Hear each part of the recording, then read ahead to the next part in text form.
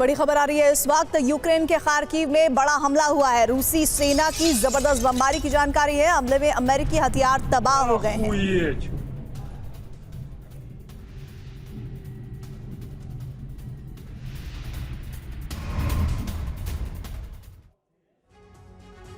नवंबर में ही यूक्रेन हार जाए या सरेंडर को मजबूर हो जाए तो किसी को हैरानी नहीं होनी चाहिए। ऐसा इसलिए क्योंकि रूसी सेना यूक्रेन की धरती को जिस तरह से जला रही है उससे यूक्रेन के अस्तित्व पर संकट मंडराने लगा है। यूक्रेनी सेनाध्यक्ष ने खुद स्वीकार किया है कि युद्ध में पहली बार रूसी सेना इतना विध्वंसक हमला कर रही है।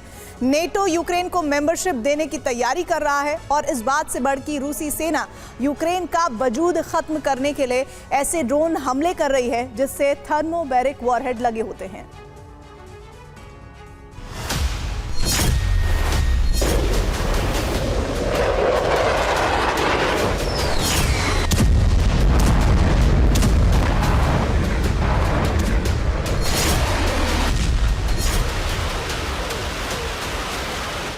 यूक्रेन का अंत निकट आ गया।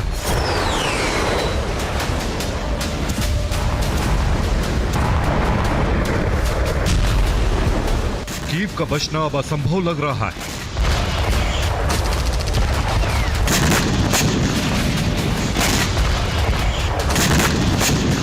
यूक्रेनी सेना अगर सर्दी में ही सरेंडर कर दे तो किसी को हैरानी नहीं होनी चाहिए।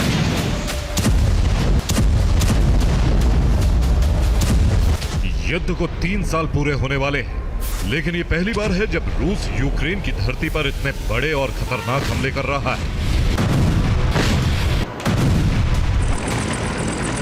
ये बात हम नहीं बल्कि खुद यूक्रेन कह रहा है। यूक्रेनी सेनाध्यक्ष अलेक्जेंडर साइरेस्की ने कहा है कि युद्ध की शुरुआत के बाद से रूस सबसे खतरनाक हमले कर रहा है।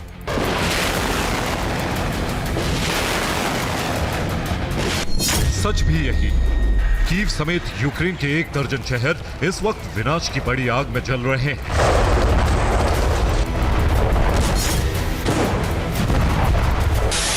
रूस कीव में 48 घंटे से जबरदस्त हमले कर रहा है। बीती रात रूस ने कीव में 5 घंटे तक हमला किया।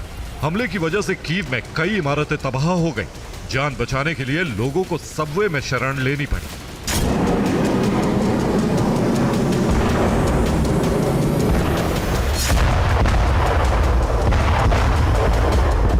जिस तरह कीव जल रहा है उसी तरह यूक्रेन के कई प्रांत भी बारूदी आग में भस्म हो रहे हैं।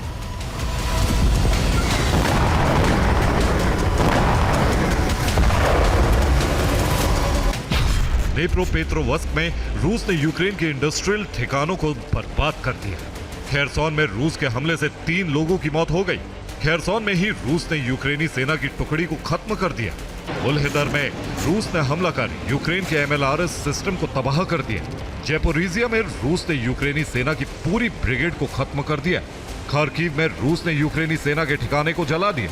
सूमी में रूसी सेना ने यूक्रेन के होवित्ज़र तोप को भस्म कर दिया।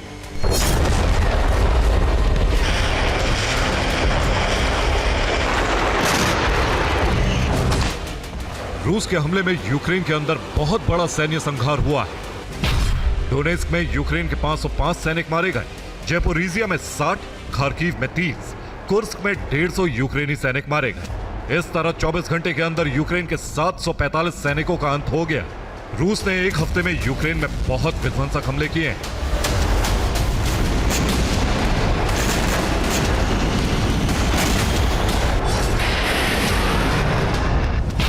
यूक्रेनी रक्षा मंत्रालय के मुताबिक रूस ने 1 हफ्ते में 900 बम, 550 ड्रोन और 300 मिसाइलें फायर की।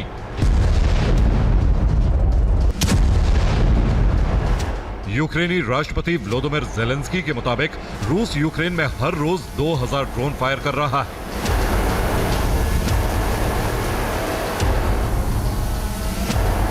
इसीलिए यह अब तक का सबसे बड़ा हमला माना जा रहा है।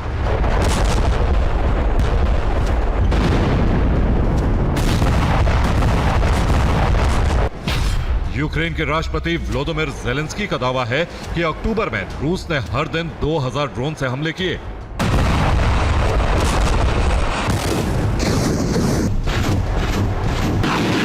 जेलेंस्की का कहना है कि चीन, अमेरिका और यूरोपीय कंपनियां रूस को हथियार बनाने के लिए सामान मुहैया करवा रहे हैं। अगर इस सप्लाई को नहीं रोका गया तो यूक्रेन का अस्तित्व मिट जाएगा। रूसी सेना अब यूक्रेन में अपग्रेडेड ड्रोन से हमले कर रही है। यूक्रेन का दावा है कि रूस जो ड्रोन फायर कर रहा है उसमें थर्मोबैरिक वॉरहेड लगा है, जिससे बड़ी तबाही हो रही है।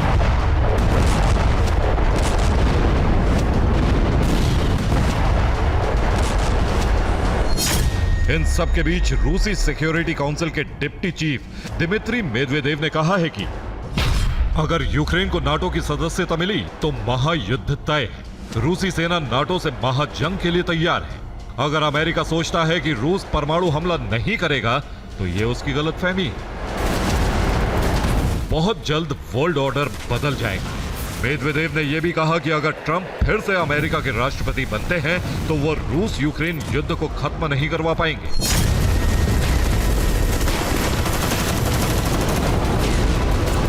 अगर वो ऐसी कोशिश करेंगे तो उनकी हत्या भी हो सकती है। अमेरिका में सत्ता परिवर्तन से रूस पर कोई असर नहीं पड़ेगा।